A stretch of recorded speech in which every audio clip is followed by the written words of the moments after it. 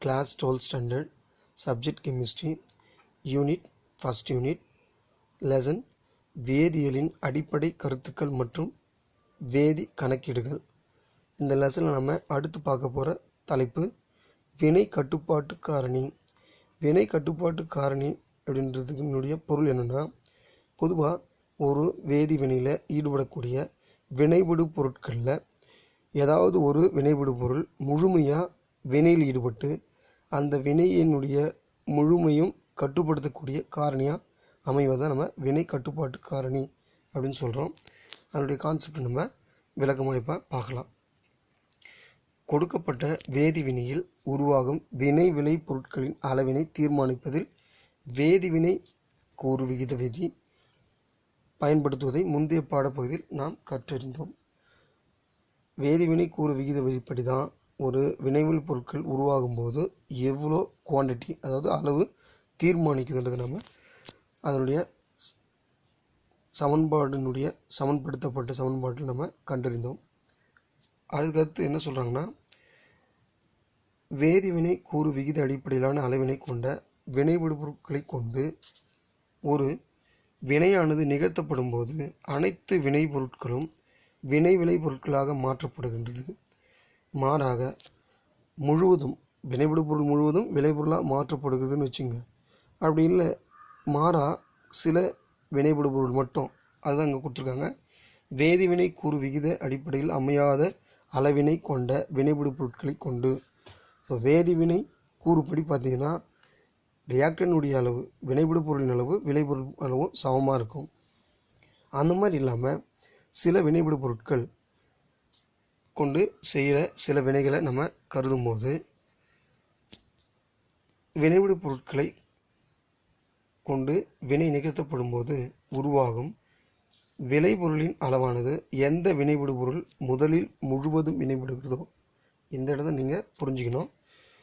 வினைவிடு பொருளில் 3 அல்லது 4 இருக்கலாம். அதில் எந்த ஒரு வினைவிடு பொருள் முழுவதும் வினையில் ஈடுபடுகிறதோ அந்த வினைவிடு பொருளை சார்ந்து தான் வினைவிடு பொருளுடைய அளவு அமையும் அப்படின்னு சொல்லியிருக்காங்க. இவ்வினைவிடு பொருள் வினை தொடர்ந்து நிகழ்த்துவதை கட்டுப்படுத்துகிறது. இதுதான் எந்த வினைவிடு பொருள் முழுமையாக வினையில் ஈடுபடுதோ அது மட்டும்தான் வினையை கட்டுப்படுத்துகிறது. இதுக்கு தான் நம்ம கட்டுப்பாட்டு காரணி என அழைக்கப்படுகிறது. மற்ற வினைவிடு பொருட்கள் எல்லாமே அதிகமான மிகுதியான வினைப்பொருட்களாக எடுத்துக்கிறோம். இப்போது 100% முழுமையாக ஈடுபட்டது மட்டும்தான் நம்ம கட்டுப்படுத்தும் காரணம். 100% இல்லாமல் 80, 70ன்னு ஒரு பகுதி அளவு ஈடுபடாமல் வினையில் ஈடுபடாமல் விளைபொருளாக மாறாமல் வினைப்பொருள் பொருளாகவே ஒரு வேதி வினையில் இருக்கும் பட்சத்தில் அதை நம்ம மிகுதியான வினைப்பொருட்கள் அப்படின்னு சொல்கிறோம். இதை நம்ம ஒரு எடுத்துக்காட்டாக பார்க்கலாம். அவங்க கொடுத்துருக்க எடுத்துக்காட்டே பார்க்கலாம்.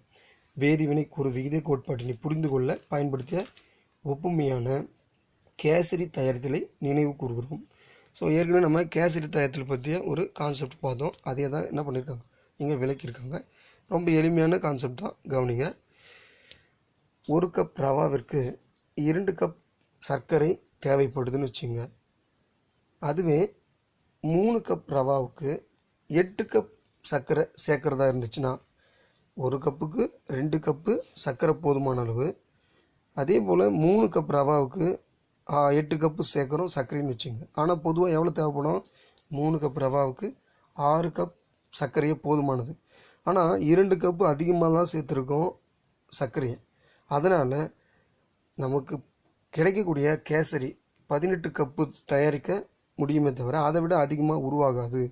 ஆனாலும் நம்ம அதிகபட்சமாக கூடுதலாக 2 கப் சர்க்கரை என்ன பண்ணியிருக்கோம், சேர்த்துருக்கோம்.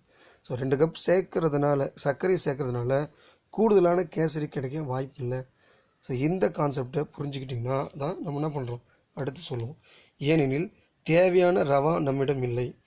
ரவா அதிகபட்சம் தான் நமக்கு கேசரியினுடைய அளவு அதிகரிக்கும். வெறும் சர்க்கரையினால் மட்டும் கேசரியினுடைய அளவு அதிகரிக்காது. இதுதான் இந்நிகழ்வில் தயாரிக்கப்படும் கேசரி அளவினை ரவா கட்டுப்படுத்துகிறது. எனவே இந்த ஒப்புமையில் தான் பின்வரும் மோல்களினுடைய அளவு வச்சு சொல்கிறாங்க. பாருங்கள், 3 மோல் சல்ஃபரானது 12 மோல் ஃப்ளூரினுடன் வினைபுரிந்து சல்ஃபர் எக்ஸாஃப்ளூரைடை உருவாக்குது. இதற்கான ரியாக்ஷன் கொடுத்துருக்காங்க. S + 3F2 gives SF6. So வேதிவினை கூறு விகித அடிப்படையில் இது சமப்படுத்துகிறோம். அப்படி சமப்படுத்தினா 1 மோல் சல்ஃபர் 3 மோல் ஃப்ளூரிடன் சேர்ந்து 1 மோல் சல்ஃபர் எக்ஸா ஃப்ளூரைடு தருதுன்னு வச்சுங்க. இப்போது 3 மோல் சல்ஃபர் வினை புரியக்கூடியதாக இருந்துச்சுன்னா அப்போது 9 மோல் ஃப்ளூரின் எடுத்துக்கிறோம். 3 மோல் சல்ஃபர் எக்ஸாக்சைடு நமக்கு உருவாகும். இந்த நேர்வில் எடுத்துக்கொள்ளப்பட்ட அனைத்து சல்ஃபர் மூலக்கூறுகளும் வினைபுரிந்து விட்டதால் சல்ஃபர் தான் முழுமையாக வினைபுரிந்து 3 மோல் சல்ஃபருக்கு 3 மோல் சல்ஃபர் எக்ஸா ஃப்ளூரைடு தருகிறது. எனவே சல்ஃபர் தான் என்ன சொல்கிறாங்க, வினை கட்டுப்படுத்தும் காரணி. ஃப்ளூரின் மிகுதியானது, ஏன்னா ஃப்ளூரின் பார்த்திங்கன்னா 9 மோல் ஈடுபடுது. ஸோ 3 மோல் SF6 தான் உருவாகுது. அதனால் ஃப்ளூரின் ஒரு மிகுதியான வினைபடு பொருளை நம்ம இங்கே கருதுகிறோம். இதை இன்னொரு எக்ஸாம்பிள் சொன்னாலும் உங்களுக்கு புரியும். ஸோ தன் மதிப்பீடு கொடுத்துருக்காங்க. ஒரு வினையின் சமப்படுத்தப்பட்ட சமன்பாடு கீழே கொடுக்கப்பட்டுள்ளது. 2x இன்வால்வ் ஆகுது, 3y ரியாக்டன்ட் ரெண்டும் 2xும் 3yயும் இதனுடைய வினைபடு பொருள் வினைபுரிஞ்சு 4l விளைபொருளும் ப்ளஸ் mன்ற விளைபொருளும் தருகிறது. இங்கே 8 மோல் x ஆனது 15 மோல் yயுடன் வினைபுரிய அனுமதிக்கப்படும் போது எக்ஸோடது 8 மோல், இதே கான்செப்டை என்ன பண்ணுறாங்க, எக்ஸ்டெண்ட் பண்ணி சொல்கிறாங்க, அதிகரித்து சொல்கிறாங்க. 2x பதிலாக 8x இன்வால்வ் ஆகுது, 3yக்கு பதிலாக 15 மோல் இன்வால்வ் ஆகுதுன்றாங்க. இப்போ வினை கட்டுப்பாட்டு காரணி எது? ரெண்டாவது கொஷின், உருவாகும் வினைவிளை பொருட்களின் அளவினை கணக்கிடுக. வினையின் இறுதியில் மிகுதியாக எஞ்சியிருக்கும் வினைவு பொருளின் அளவினை கணக்குக. ஸோ இதை நீங்கள் ஒர்க் அவுட் பண்ணி பாருங்கள். சந்தேகம் இருந்தால் எனக்கு வாட்ஸ்அப்பில் கேளுங்க. அடுத்து இன்னொரு எடுத்துக்காட்டு சொல்லியிருக்காங்க. யூரியாவானது நைட்ரஜனை அடிப்படையாக கொண்ட பொதுவாக பயன்படும் ஒரு உரம் ஆகும். ஸோ யூரியா தான் அதிக அளவு பயன்படுத்தக்கூடியது, அதுவும் நைட்ரஜனை அடிப்படையாக கொண்டு தயாரிக்கக்கூடியது. இது அமோனியா மற்றும் கார்பன் டை ஆக்சைடு ஆகிய வினைப்பொருட்கள் இடையே நிகழும் பின்வரும் வேதிவினை மூலம் தயாரிக்கப்படுகிறது. ஸோ அந்த கான்செப்டும் ரியாக்ஷன் கொடுத்துருக்காங்க, அதன்படி பாருங்கள். அமோனியா, கார்பன் டை ஆக்சைடு இது ரெண்டும் சேர்ந்து யூரியா உருவாகுது, கூட வாட்டர் மாலிகுல் பை ப்ராடக்டாக கிடைக்குது, உபப்பொருளாக. இப்போ நம்ம கான்செப்ட் படி பார்த்திங்கன்னா அமோனியாவானது ஒரு செயல்முறையில் 646 கிராம் அமோனியா 1.144 கிலோகிராம் கார்பன் டை ஆக்சைடுடன் வினைபுரிந்து தான் யூரியா உருவாக்கப்படுகிறது. இப்போ இந்த கான்செப்டை நம்ம 2 கொஷின் சொல்லியிருக்காங்க. என்னென்னு பாருங்கள். ஃபஸ்ட்டு, அனைத்து வினைபடு பொருட்களும் முழுவதுமாக வினையில் ஈடுபடுவதில்லை எனில் வினை கட்டுப்பாட்டு காரணி அது. முழுவதும் எல்லா வினைப்பொருளும் வினைபுரியல, ஏதோ ஒன்று மட்டும்தான் வினைபுரியுது, அதுதான் வினை கட்டுப்பாட்டு காரணி. அது எது கேட்டிருக்காங்க. ரெண்டாவது, உருவாகும் யூரியாவின் அளவினை கண்டறிக. மேலும் வினைபுரியாமல் மிகுதியாக உள்ள வினை காரணியை கண்டறிக. இப்போ முழுவதும் வினைபுரிக்குவது வினை கட்டுப்பாட்டு காரணி. உருவாகக்கூடிய யூரியா அளவு எவ்வளோ, இதில் மிகுதியாக உள்ளது ஈடுபடாமல் இருக்கிறத நம்ம மிகுதின்னு சொல்லுவோம், அது எது அப்படின்றத கண்டறி சொல்லியிருக்காங்க. இப்போ சமன்பாட்டின்படி நம்ம கேல்குலேஷனை பார்ப்போம். சமன்படுத்தப்பட்ட சமன்பாடு, அமோனியா 2 மோல் இன்வால்வ் ஆகுது, carbon di oxide 1 mole, urea 1 mole உருவாகுது, அதேமாதிரி நீர் மூலக்கூறும் 1 மோல் உருவாகுது. இப்போ நம்ம கணக்கீட்டின்படி வரும். வேதிவினை கூறு விகித குணங்கள் போட்டோம். 2 மோல் 1 மோல் வினைபடு பொருளில், விளைபொருளில் 1 மோல் 1 மோல் போட்டோம். நெக்ஸ்ட், வினைபுரிய அனுமதிக்கப்படும் வினைப்பொருட்களின் மோல்களின் எண்ணிக்கை n. ஸோ நமக்கு ஏற்கனவே தெரியும், கொடுக்கப்பட்ட நிறைவை மோலார் நிறை, இதான் மோல்கள் எண்ணிக்கை. அப்போ மோல்கள் எண்ணிக்கை கால்குலேட் பண்ணுறோம். மோல்கள் எண்ணிக்கை எப்படி பார்த்திங்கன்னா 646 கணக்கீட்டில் கொடுத்தாங்க இல்லையா, அதனுடைய வெயிட்டு என்ன பண்ணுறாங்க, அமோனியாவுடைய மாலிகுலார் மாஸால் டிவைட் பண்ணுறோம். ஏன்னா மோலார் நிறையில் தான் நம்ம பண்ணுறோம், வகுக்கணும். அதன்படி வகுக்கும்போது 38 மோல்கள் அமோனியா இன்வால்வ் ஆகிருக்கு.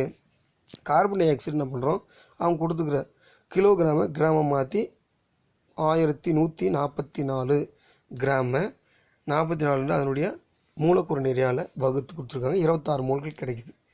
எனவே உருவாகக்கூடியது, அதாவது தொடக்கத்தில் உருவாகலை, அதனால் என்ன பண்ணுறாங்க, ஐஃபன் கொடுத்துருக்காங்க. அடுத்து 2:1 ரேஷியோவில் தான் இன்வால்வ் ஆகிருக்கு இந்த கார்பன் டை ஆக்சைடும் அமோனியாவும். ஏன்னா நம்ம மோலை தான் பார்த்தோம், 2 mole ammonia 1 mole carbon di oxide. அப்போ அந்த ரேஷியோ பாருங்கள், 38 மோல்ன்றது 2 அளவாக எடுத்துக்கிட்டோம்னா அதில் ஒரு அளவு, அதாவது அதில் பாதி தான் 2ல் 1 2:1ன்னு சொல்லுவோம். அப்போ 19 மோல் இன்வால்வ் ஆகிருக்கு கார்பன் டை ஆக்சைடு. மீது இருக்கிறது ரியாக்ஷனில் இன்வால்வ் ஆகலை, வினையில் ஈடுபடலை. அப்போது 7 மோல்கள் கார்பன் டை ஆக்சைடு வினையில் ஈடுபடல. உருவாகிறது 1 மோல் தான். அப்போ யூரியா 19 மோல், அதே மாதிரி H2Oவும் 19 மோல் உருவாகுதுன்னு வச்சுக்கோங்க. இப்போ வினை புரியாது 7 மோல். ஸோ நமக்கு என்ன தீர்வு கொடுத்துருக்காங்கன்னா, இவ்வினையில் முழுவதுமாக வினைபடுவது அமோனியா. எனவே அமோனியா வினை கட்டுப்படுத்தும் காரணி. கார்பன் டை ஆக்சைடு முழுமையாக வினைபுரியல, கொஞ்சம் எஞ்சி இருக்குது, அதனால் இது மிகுதியான காரணி. உருவாகும் யூரியாவின் அளவு சொல்லியிருக்காங்க. பொதுவாக யூரியா 19 மோல் உருவாகுது. ஸோ என்ன பண்ணுறாங்க, மோல்கள் எண்ணிக்கை இன்ட்டு அதனுடைய மோலார் நிறை மல்டிபிள் பண்ணோம்னா எவ்வளோ கிராம் உருவாகுதுன்றது சொல்லியிருப்பாங்க. 1140 கிராம் அல்லது 1.14 கிலோகிராம். எஞ்சியுள்ள கார்பன் டை ஆக்சைடு அளவு எவ்வளோ மிச்சம் இருக்குது, 7 மோல் தான் மிச்சம் இருக்குது இல்லையா. அப்போ தேர்ஃபோர் 7 மோல் இன்ட்டு அதனுடைய மோலார் நிறை மல்டிபிள் பண்ணோம்னா கிடைக்கக்கூடியது 308 கிராம் மிச்சம் இருக்கிறது. இது நம்ம அதிகப்படியான மிகுதியான சொல்லலாம். முழுமையாக ஈடுபட்டது நம்ம என்ன சொல்கிறோம், வினை கட்டுப்படுத்தும் காரணின்னு சொல்கிறோம். Thank you. see you next class.